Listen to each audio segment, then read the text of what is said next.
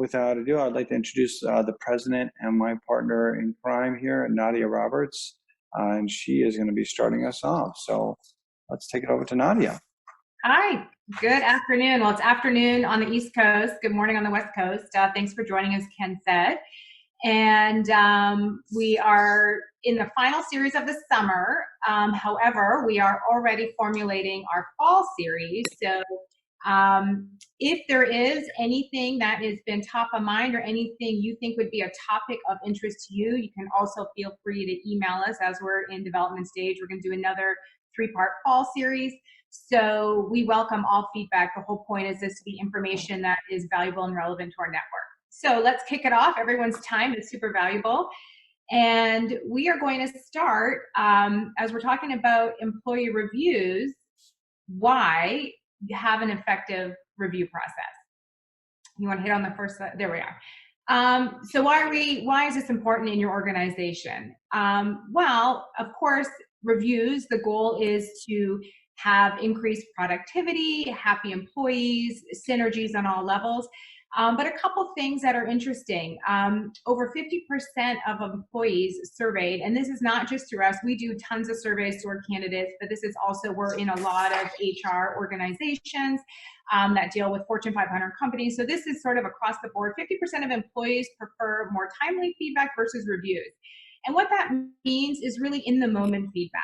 So whether that is positive or negative, if something really exciting happens, then having the praise then, or if a challenge comes up and something that was not positive, having that coachable moment happening at the time versus waiting and having things build up for a review. Part of that is because reviews tend to focus on the negative. I think it's fair to say that there's a little bit of that pit in the stomach for employees when they come for their review. There's nervousness, they feel like they're on the spot, they don't know what's going to be said. So that's probably why 50% of them don't love it. And it's because it's true. A lot of them do focus on the negative and focus on what needs to be fixed, where they fell short. So really the goal of an interview process is professional growth, which is a positive thing for your employee and a positive thing for your organization.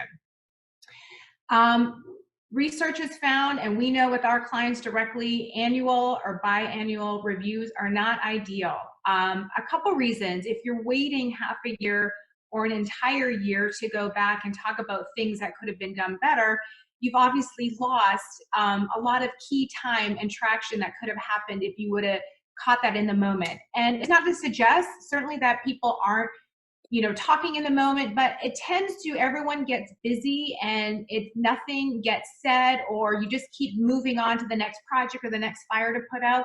So really, as just a very simple rule of thumb, quarterly is a lot more effective, but we've talked before about, if anyone's been part of all of the series, and I see a couple of people have been, we're huge proponents for monthly and even weekly check-ins. So quarterly, if you're doing something a little more formalized, but really twice a year is not enough. And then the other thing is, reviews tied to compensation, which is really the old school way, isn't it? Where you have your annual review, people think they're coming in, are they getting a raise, are they not, how are they doing? Reviews tied to compensation really don't promote honesty from the employee as far as really looking in the mirror and talking about any failures they had, areas they need to improve, support they need, because if they think it's tied to compensation, then certainly they're not that motivated to talk about areas that they didn't hit the mark on. So by removing that annual, we really are big believers, the organizations that do it the best have reviews throughout the year, and when they're coming to the compensation, it's not formalized. They know because they've been tracking it all the way through the year. So all of these, we're going to dig into all of them through this webinar, but this is why it's important to have an effective review process that is getting away from the once a year review or twice a year review. Yeah. And so what's important is that you want to create a positive employee experience, right? And because you want this to be a collaborative environment. So, you want to allow your employee to prepare, right? And so I would say you brief the employee and tell them what things that they need to prepare before they walk into this review. Whether it's a more casual one or a more formal one, you have to give them the opportunity to prepare, right? And then if you're filling out a formal review and you got it all completed, share it to them before they walk in the door, so they know what you're thinking, where you, and so it gives them an opportunity to kind of really dive deeper into those things that you feel are a concern or areas where they need to improve. And it allows them to maybe say, okay, well, it's a good point. I did not get X done, but let me explain to you what I am doing to promote Y, and to build on that particular skill set. So what happens a lot of times is it's usually a surprise. They don't get any information in front. They don't know how to prepare, and you're setting them up for failure. You're setting them up so that they come in and they're like, they're on the defensive. We don't want that to be. So creating an employee experience, and it creates a culture of great communication. That's what you really want, right? So giving your employees the opportunity to provide, to really prepare performance related data and results really allows them to come in with facts and talk about facts. And you're really talking about what they have accomplished, what they have not accomplished, and talk about specifics. We don't want to get into a situation where they're just they're a really likable person, and they have this great personality, everyone loves them, they're just a joy to be around, but are they getting the job done?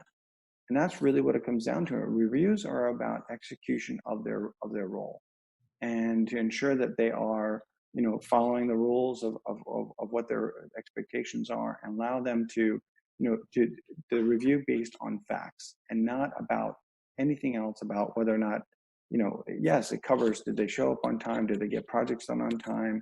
And we'll sprinkle in here, but it's easy if you have people in a more of a sales mentality or sales role. It's kind of easier to kind of understand what the goals are. Did they hit the numbers, right? There's a saying that sales hides all evils, right? They hit their numbers, you can kind of look the other way sometimes, but it's not the case.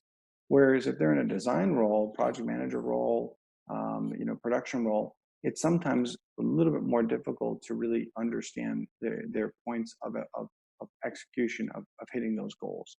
And it's important that if you're sharing information with them in advance, so they understand what they're going through, what you're going to be discussing, and what your thoughts are on those particular points, and then give them the opportunity to come in with data and your data on real results, and then really base it on the facts. It will have a much more positive experience on both sides. You want your employee to learn and grow and thrive, and they're not going to do that if they're coming into a review and they're constantly being told what they're doing wrong, right? And not given the opportunity to explain why they're having challenges or where they're having challenges. So this is just really important to create a great experience all the way around. And I'll tell you, I've been part of the companies where it's super structured and super organized and very formal, and you have a witness sit in for the review to ensure that everything was understood and followed. Everyone's got to sign the paperwork, and all that stuff's great, but it wasn't a great experience. And we've learned over the years of 17 plus years doing this, is that the companies that we see that have a more collaborative environment tend to be the most receptive and most effective review process. So, yeah. Good points. And I especially too, to think about when you touched on the facts, and really in roles that are not as quantifiable with what they do, it's really important that you give the opportunity for the employee to prepare coming in. And one thing I was going to say is one of the main things is what we see or hear employees or candidates say to us is there's nothing more awkward than coming into a review and you're spending the first few minutes, you're reading it. It's information the employee's seen for the first time and they're on the spot. So there's not a big value in it's like the pop quiz, right? We're big believers in, whether it's an interview or whatever it is preparation. It's not about not having an edge. It's a respect thing too for your employees, having them prepared coming in so they can really understand what's going to happen and really share all the information that's needed. So it really does create a more open environment. So it's a really good point. Hey, Nat, real quick, a question came in. I want to, because it's relevant to now. So the question was, should reviews go both ways? Could they be both ways, where you're reviewing your employer and the employer's reviewing the employee?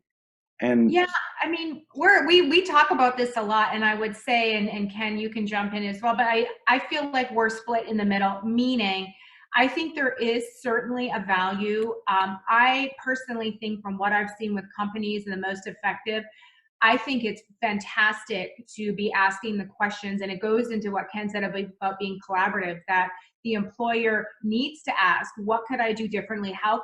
What tools can I give you to help you perform your job better? What would you have liked me to have done? I think if you are not asking those questions and you're not learning to grow as a leader and take ownership when you fail as a leader, you don't know unless you ask your team. I don't know if I have seen success in those formalized employer reviews, because it's very hard for people to be really authentic and honest, because just the nature of the relationship. So I haven't seen those work as well. But as a culture of asking those questions and saying you want to grow as much as you expect them to grow, 100%. And to that, really, where it starts early. So if you're having a more consistent time where you're sitting down with your employee, you're having a rapport and a relationship so they can speak more frequently and more comfortably with you. By doing that, it allows you to be able to kind of, or even have them coming to you more often and say, listen, I need help with this, or can this be changed, the way you're managing me on this project? Or, what are some things that that the employee can comfortably suggest to the employer? Because like Nadia said, I think the formula ones don't work, because really, how many people here can honestly say that they would be really honest with your boss? Really honest. Maybe you don't like the way your boss maybe is a little too harsh on you, whatever. You're not going to really say that, but most people don't. But at the same time, if you have a real collaborative and comfortable and more casual and more often conversation with that employee and your employees, they'll feel more comfortable telling you where they need help, or where they feel that maybe a change in management could be effective. So And to add on to that, I think, yeah, but to add on to that, I think one thing that's really important was it goes back to the frequency.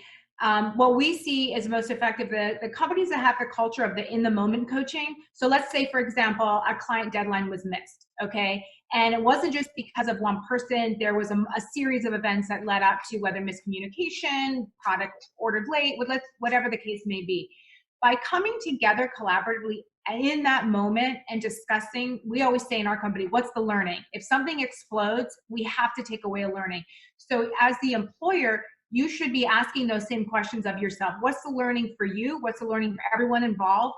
And it's those in the moment coaching, reviews, whatever you want to talk about, allows a pivot and a takeaway to not be 6 months later reflecting back based on what you recall from that incident. It's in the moment. Right. So yeah. And so as the slide's talking about, we're talking about, what are the key areas to be included? So one, let's start off with is really, what are the company specific competencies? What are the goals specific that the company needs to achieve, that this employee needs to be part of, right? In sales, it's easy, they want to hit certain levels of profitability. They want to hit certain number of projects, maybe, certain products push, there are certain things that need to be done. And it's pretty easy to kind of understand that. Where it gets a little bit more challenging is when you get into the position, sometimes when they're non-specific, sales number focused, where they're in positions of, design or architecture, how are you giving specific competencies for this person to achieve? Where are they going to ensure that they see where the mark is, what's the goal, and making sure that it's clearly outlined. And this is what's great. This should be done in the very beginning. When you're onboarding this employee, these are things that are done from that day on, from that moment, so that they can continue to achieve, because they're going to keep changing, right? The company doesn't have, one direction and one direction only. There's lots of things that may happen. The same thing with that position. That position may evolve. And so what are the things that you want that person to see, to achieve, excuse me. So it's a constant evolution, but it starts at the beginning. And once again, we're going to keep hitting this, it's the, more consistent time to talk over and over again, because it's really, really important. So knowing what the company goals and competencies are, and position as well, are important for you to be including in that conversation, to ensure that they understand where the big picture is, and then narrow it down specifically to their role. Right. And then it's really important to the failures or areas of improvement. You have to talk about these. And that's why it's even more critical when it's not in a conversation tied to when they think their increase in compensation may happen annually, because this is something that you need to ask the employee coming to the meeting what areas of failures and areas of improvement they see for themselves that need to happen.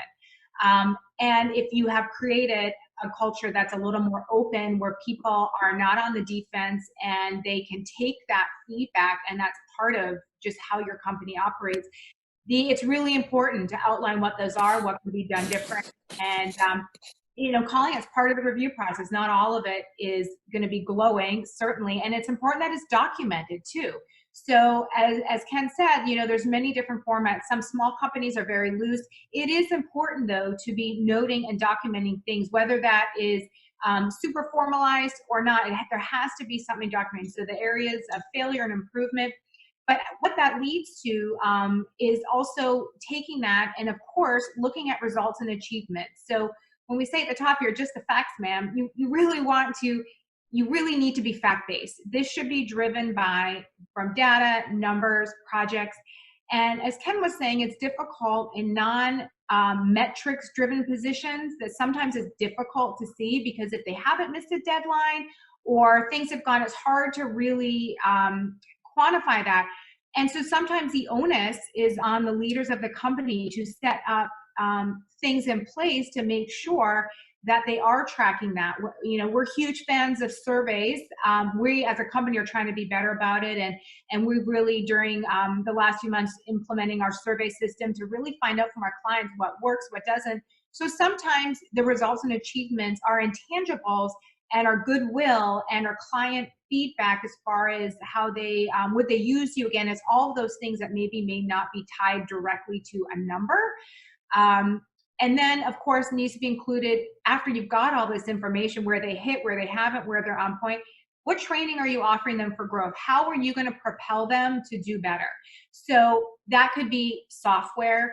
That could be, we're big fans of training for management training, people training, could be public speaking, could be work crisis training. There's a lot of different areas that are skill-based, and some that are more intangible areas to train, that when you step away and look at this employee and how you're going to move the needle, there's an onus on the leaders to offer support so they can continue to grow, and that they can fix the things that were trouble in the past. So you have to also be providing the tools for them to improve. Absolutely. Anything else you want to add on that, Ken? No, it's spot on, spot on. So, as we were just talking about, understanding the goals, these should be collaborative, right? And Goals. Yeah, beginning with the goal, beginning with the end in mind, right? Understanding where they need to achieve. And so we're going to start off with, aligning with company goals. Like I mentioned before, is it where does the company want to go? And how is this employee helping to get to that point, right? Every employee wants to know that, I would say just about every employee feels they want to be part of the greater good, and having the company achieve success. Also job security if they're part of the win, right?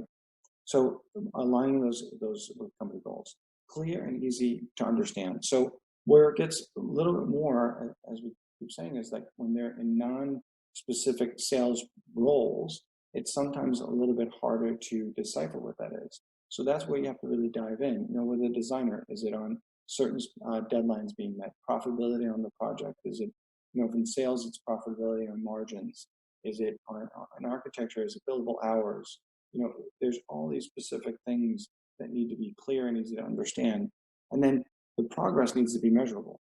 So that's why you're meeting more often, because you can see if they're on point. There's nothing more frustrating when you had a goal and you only meet twice. Well, by the time you meet by that, that's 6 months later, the problem is already become a huge problem.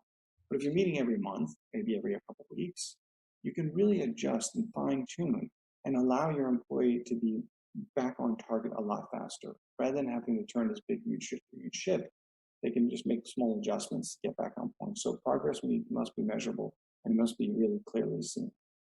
Like I said, sales is easy, but things to think about, like, if they're for designers and stuff, are they doing surveys to customers? And are they getting survey results? So how's their customer service, and are they getting referrals from that, right? Are they really making sure that they're continuing the relationship with those clients by having a positive experience, and that maybe that client's referring people to them? So things along those lines can be ways for non-sales specific positions, because sales are easy, right? And then challenging but achievable. There's nothing more frustrating from an employee where you throw this big carrot out in front of them that they, this really great particular goal, but it's so hard to get to. Give them an opportunity to achieve smaller wins to get to the greater win. Yes, we all want them to strive for success and we all want them to achieve greatness. But at the same time, if you put a goal so far in front of them that they can't reach it and setting them up to fail, they're going to be frustrated and maybe look for another opportunity because they feel that, well, they're not achieving success there. So why am I going to be here? Or they're just going to, they're going to stay with adequacy because they know they're never going to reach that goal. But at the same time, it's pushing them, it's challenging them so that do they need additional training? Like Nadia mentioned before, are there certain tools and skill sets, software, the things that they need to be able to achieve the success? But it's pushing them in the right way. But at the same time, put smaller carrots in front of them, ones that they can get, have them taste success, have them achieve that so that they can push further and farther to that greater goal. I've managed a lot of employees in my careers, and I can tell you that there's nothing more frustrated to see a defeated employee that basically says that there's just no way I can achieve that because the goal has been too high. And when I worked for a larger corporation, we were given these corporate goals, and they just were not achievable, and it was just really frustrating to see them so defeated. So that's just really important. Matt, anything you want to add to that? No, I think that's great. All right, so this is kind of an overview of, and especially because, looking through who's joining us today, there's some really small companies and there's some much larger. So the larger companies may have a more formulaic and have internal counsel in-house, but for the small companies that don't have all those resources, I call it, we're not giving legal advice here at all. We're not employment attorneys, but you have to know the basics. You have to avoid legal issues. And when doing reviews, you have to be aware of what it means for an at-will employment. You have to know that what you're saying in your review can be used by an employee back. So you have to really take the onus to understand the basics from that to protect yourself and your business. And really, if you follow the rules of being consistent and fair and basing it on facts and not throwing out things about the at-will employee. We see a lot of this from people we do know their employment law of at-will employees being told that their job is very secure, they're never going to be laid off. It's things of that nature. And of course, that's something for you to look up, but you need to be aware of this. No matter the size of company, if you're two people and you're building, this is stuff that is really critical. And then document the event. So it's as simple as a one-sheeter. You're writing down the notes, both are agreeing. If you have someone else that's sitting in with you as a witness, that's great. And we have a one-pager kind of, like I'd say, a template review template that can be used. It's very simple, but it's effective. So if anyone is really at the starting point and is looking to start a process, we can certainly email that to you after the fact. And real quick, one thing that when talking about documentation, just so you know that when you have those more casual conversations, not every conversation needs to be documented and signed by both parties. As long as you're creating a paper trail that you sat down on Thursday, you had a cup of coffee, we talked about this was the takeaway, that's enough to ensure that you're having things documented. They don't have to be some formalized thing where everyone's signing. Right. And it's also important to be documenting along the way for yourself. So when you go into review, if it's been a few months, it's fresh in your mind. So it's also just a good practice in general. The collaborative conversations, this is once again going back to these process should be the employee should be coming to the table with information and thoughts on their performance. Peer reviews, we're seeing certainly is something a lot of companies like to have peers review each other to hear how you are in the trenches with one another. But keeping at the goal of it, employee development, remembering that what this is, the goal is to move the needle on their performance and ultimately for the company.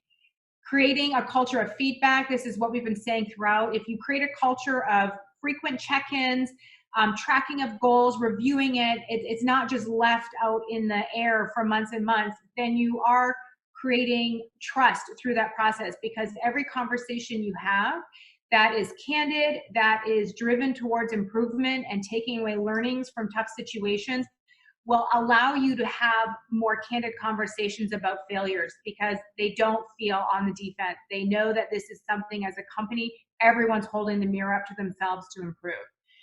And then at the end of it, just very simple, keep it action oriented. The whole point of gathering all this is to determine what next steps are, to keep things moving, see where training needs to happen, but it's based on measured facts and data from the peers, from their goals, from the clients. This is, you're basing this entire thing on what the true, what can be backed up in their performance.